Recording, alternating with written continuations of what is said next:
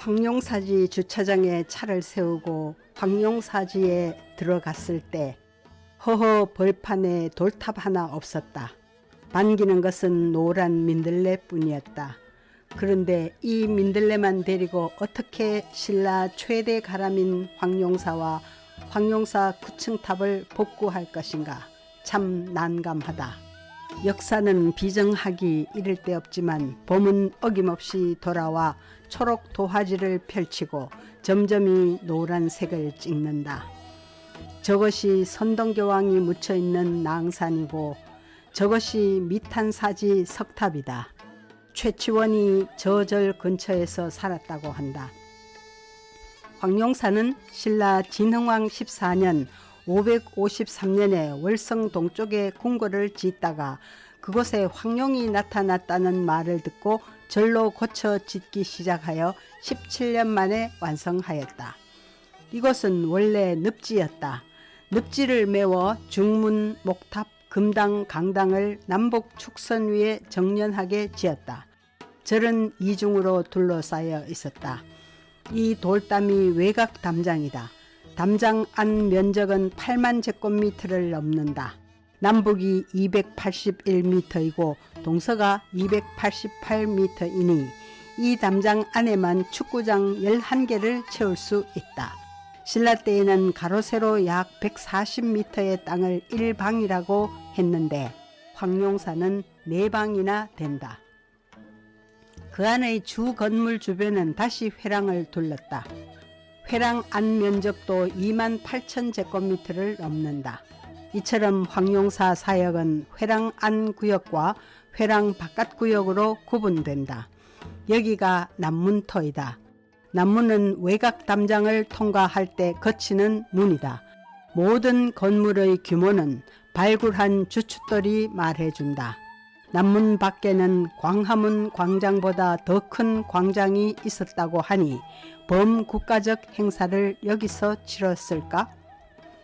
이곳이 중문터이다. 가로 26.4m, 세로 12.6m인 이 중문은 회랑으로 둘러싼 공간의 정문이다. 가운데 3칸은 대문이 달려 있었고 양쪽의 좁은 협간에 2 인왕상이 있었다. 이 돌들이 인왕상을 바치던 초석이다. 이 절에는 사천왕상을 모신 천왕문은 없고 인왕상이 절을 지켰다. 석굴암 인왕상을 참고해 보자. 석굴암에는 입을 벌린 아형 인왕상을 왼쪽에 세우고 입을 다문 훔형 인왕상을 오른쪽에 세웠는데 이곳 안내 표지판에는 이것이 바뀌어 있다. 중문 양쪽으로는 아주 넓은 회랑이 이어져 있어 여기서부터 본절의 영역이다. 회랑은 절을 사각형으로 에워싸지만 회랑 사이에는 공간이 있다. 절 안에 들어서면 동서 양쪽에 정사각형의 반듯한 건물이 있으니 동쪽이 종루이고 서쪽이 경루였다. 종루에는 범종을, 경루에는 불경을 보관해 두었다. 삼국 유사에 의하면 이 종루에는 경덕왕 13년 즉 754년에 조성한 거대한 종이 있었다. 시주자는 경덕왕의 전 부인인 삼모 부인이었고 이 종은 성덕대왕 신종보다 약 4배 컸다고 한다. 온갖 예술이 꼽히던 경덕왕 때 조성되었다니 성덕대왕 신종보다 더 크고 아름다운 종이었으리라. 이 종은 몽고 침입 때에 없어진 것으로 보이지만 이 큰 종을 싣고 가다 바다에 빠뜨렸다는 전설이 전해오고 몇 년 전에도 누가 동해 바다 속에서 큰 종을 보았고 탐사가 필요하다는 신문 기사까지 났다. 이곳이 그 유명한 황룡사 9층 목탑터이다. 여기에 낭산 높이에 버금갈 만한 높은 탑이 있었다. 선덕여왕 때 자장율사가 당에서 귀국하여 황룡사에 탑을 세울 것을 선덕여왕에게 제안하였다. 백제에서 공장 아비지가 명을 받고 와서 목재와 석재 즉 기술적인 부분을 책임졌고 이간 김용춘이 소장 200명을 이끌었다. 김용춘은 진지왕의 아들이며 태종 무열왕 김춘추의 아버지였다. 선덕여왕 12년 643년에 착수한 이 대공사가 2년 만인 선덕여왕 14년 645년에 완성되었다. 그 높이는 상륜부 약 15m, 탑신부 약 65m로 전체는 약 80m 높이의 대탑이었다. 그러나 전체 높이가 약 66.7m 정도라는 설도 있다. 성장한 선덕여왕이 이 탑에 올라 왕성을 내려다보며 흡족해하는 모습을 상상해 보라. 이 탑의 9층은 각각 9적국을 나타내어 이 탑은 그 적들의 제압을 상징하기도 했다. 황룡사는 나라에서 관리한 대찰로서 이 9층 목탑과 장육 삼존불상은 진평왕의 천사 옥대와 더불어 신라의 삼보였다고 한다. 고려조에 이르러 광종 5년 즉 954년에 벼락으로 목탑이 무너지자 60여 년이 지난 1012년 다시 재건을 시작하여 9년 만에 완공했고 그 후 여러 차례 보수하였으나 고종 25년 1238년 몽고의 난에 잿더미가 되고 말았으니 고려 백성들은 얼마나 낙담했겠나. 동경잡기에는 황룡사 9층 목탑의 층계를 올라가 경주의 시가를 조망하면서 지은 김극기의 시가 들어있다. 그는 고려 명종 때 사람이니 그가 9층 탑에 올랐던 때가 이 탑이 불타기 20-30년 전쯤 되었으리라. 층계로 된 사다리 빙빙 둘러 허공으로 나르는 듯 만의 강과 천의 산이 한눈에 트이네. 굽어보니 동도에 집들이 수없이 많고 벌집과 개미집처럼 아득하기만 하네.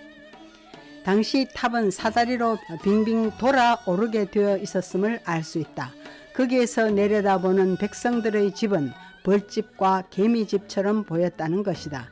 현재는 이처럼 한 변에 8개씩 탑의 초석만 남아있다. 한 변은 28.5m이다. 기단 면적만 약 500평방제곱미터 규모이다. 사실 이 회랑 안에 어디서 봐도 이 큰 탑이 너무 가까워 꼭 20층 건물을 바로 아래에서 바라보는 느낌이었으리라. 저 돌이 심초석의 덮개이다. 저 아래 거대한 심초석이 보이는데 30톤쯤 된다고 한다.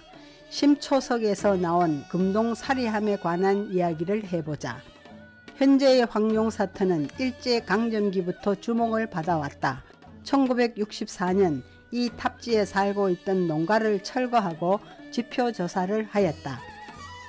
그러나 사람이 살지 않으니 그해 12월에 도굴범이 먼저 이곳에 와 자키로 저 덮개돌을 들어 올리고 심초석 안의 사리구를 약탈하여 서울의 한 부자에게 팔았다. 2년 후인 1966년 9월 그 도굴범들이 불국사 석가탑도 털다가 붙잡혔는데 도굴범 속에는 경주박물관의 전직 수위도 있었다. 경찰이 여죄를 추궁하다 이 9층탑 사리공도 털었다는 사실을 알아내어 사리구 일체를 회수하였다. 이것은 사리함이 들어있던 심초석 안 사리공의 단면도이다. 덮개돌은 이렇게 파손되어 있다. 이것이 사리함 내함의 내면을 구성하던 금동판이다. 이 금동판 3면에 걸쳐 탑의 조성 기록이 새겨져 있는데 찰주본기라고 부른다. 신라 경문왕 11년 871년에 탑을 중수하면서 탑의 조성과 중수 사연을 적어 놓은 것이다. 그 내용은 대체로 삼국유사의 기록과 유사하다. 이것이 사리함 안에서 나온 유물이다. 황룡사를 발굴할 때는 저 30톤의 심초석을 들어 올리고 그 밑에서도 여러 가지 공략물을 찾아냈다. 이때 나온 공략물들을 보라.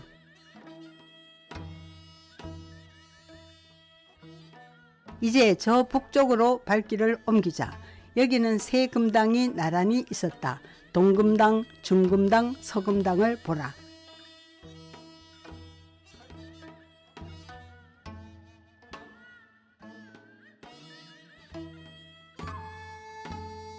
중금당이 황룡사의 중심 건물이다. 하층 기단 규모가 가로 세로 각각 55, 30m에 달하며 전체 건물 크기는 경복궁 근정전의 2배가 넘는다. 또 2층 이상의 복층이었을 걸로 추측된다. 이 중금당에는 무엇이 있었을까?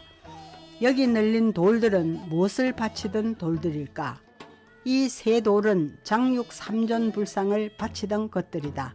장육 3존 불상은 진흥왕 때인 574년 만들어졌는데 삼국 유사에는 이런 이야기가 전한다.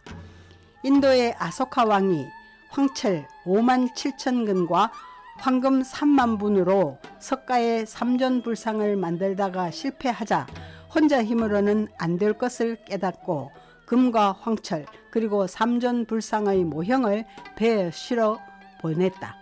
이 배가 바다를 떠돌아 다니다가 신라 땅에 닿게 되어 이걸 가지고 3존불을 만들었다는 것이다. 정말 아소카 왕이 보냈다면 그 배는 적어도 800년 이상 여러 나라를 또 돌다가 신라에 도착했으리라. 이 3존 불상 중 장육 존상 제작에는 황철 약 21톤, 금 약 4kg이 들었고 두 협시 보살상은 철 약 7.2톤, 금 약 4kg이 들었다고 한다. 이 거대한 장육 존상은 대략 높이가 5.8 내지 6m에 달했을 것이다. 장육 존상과 두 구의 협시불이 완성된 때가 진흥왕 35년 574년이었고 진평왕 6년 584년에는 이 거대한 장육상을 모시기 위하여 이 웅장한 중금당을 지었다. 더불어 16구의 제자상이 추가되었다. 그래서 받침돌은 19개가 있어야만 하지만 지금은 17개가 있다. 황룡사지를 발굴할 때 장육존상의 나발 4개가 달린 파편이 발견되었다. 이 복원한 장육존상의 머리를 보라. 그런데 조선시대에 저술된 동경잡기에는 황룡사가 불타고도 오직 장육상만이 남아있다 하였으니 장육존상은 조선시대까지 있었을지 모른다. 이 중금당에는 솔거가 그린 노송도가 있어 새가 진짜 나무인 줄 알고 날아와 앉다가 떨어졌다고 한다. 장육존상과 구층 목탑 등이 조성된 후 금당 좌우에 동서금당을 추가하여 1탑 3금당이 되었다. 1976년부터 1983년까지 8년간 황룡사 터를 발굴 조사하며 금동 불입상, 풍탁, 금동 귀걸이, 각종 유리 등 4만여 점의 유물을 발견했으며 높이 182cm에 이르는 대형 치미는 건물의 웅장한 규모를 짐작해 한다. 저 심플한 획에서 피어나는 할아버지 웃음을 보라. 마루에 깐 전돌과 기와의 무늬를 보라.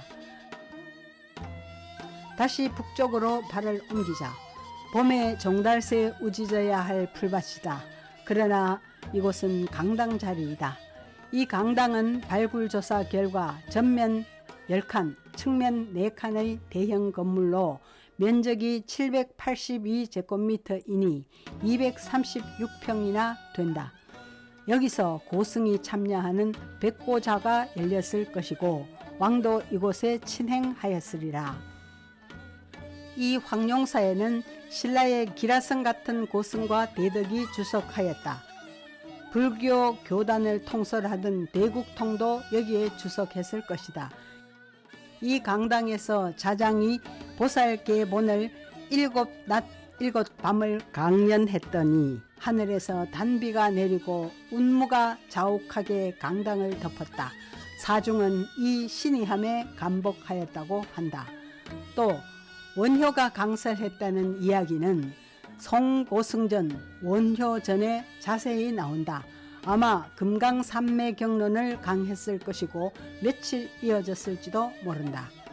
강경의 날이 되어 왕과 신하 그리고 도속 등 많은 사람이 구름처럼 법당을 가득 에워싼 속에 원효의 강론이 시작이 되었다.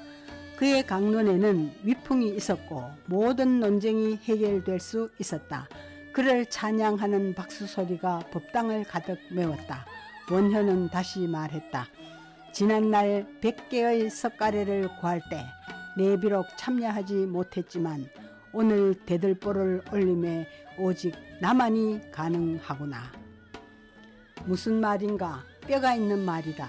원효는 시기하는 사람이 많아 그전 백고자에서는 초청받지 못했지만 이때에는 자신만이 신라의 불교를 떠받을 대들보라고 자신있게 말하지 않던가.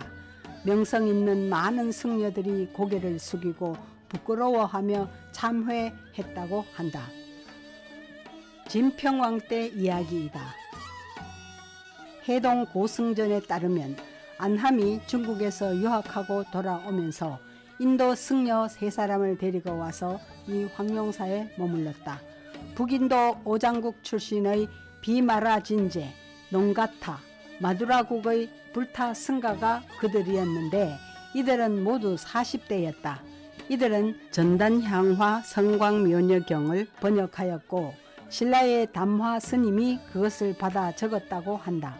범어의 불경이 신라어로 직역된 사례이다. 북쪽에는 회랑 대신 5채의 건물이 늘어서서 성방 역할을 한 듯하다. 물론 그 중심 건물이 이 강당이다. 이렇듯 이 강당은 신라 불교학의 대강의실이었고 세미나실이어서 문턱이 닳도록 고승들의 출입이 잦았겠지만 이제는 잔디밭, 잡초밭으로 바뀌어버려 애달프다. 지금까지 절의 내부를 살폈는데 승려들의 생활 공간은 없지 않는가? 이 회랑 바깥이 승려들의 생활 공간이다. 최근 발굴 결과 이곳에는 식자재 보관 건물, 승방, 식당 건물을 비롯하여 통로, 대형 우물지, 담장, 배수로가 확인되었다. 신라 및 고려시대의 기와, 전돌, 용기 등이 출토되었고 토제 등잔, 벼루 등 생활 용기도 다수 발굴이 되었다. 일주문도 천왕문도 없어 아기자기한 맛이 없는 절, 거대하고 빈틈없는 건축물만 하늘을 찌른 곳. 이 절은 안타깝게도 고종 25년 1238년에 몽골 제국의 침입으로 잿더미로 바뀌었다. 그 높던 9층 탑도 이때 불타 없어졌다. 신라와 고려인의 자존심이었던 장엄한 탑과 건물, 모든 영화로운 건물과 웅비하던 신라의 기상도 찾을 길 없다.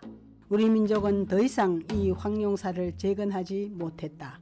저 보리밭 너머에서 불어오는 것은 우리의 역사를 희롱하는 바람이다. 그리고 풀밭뿐이다.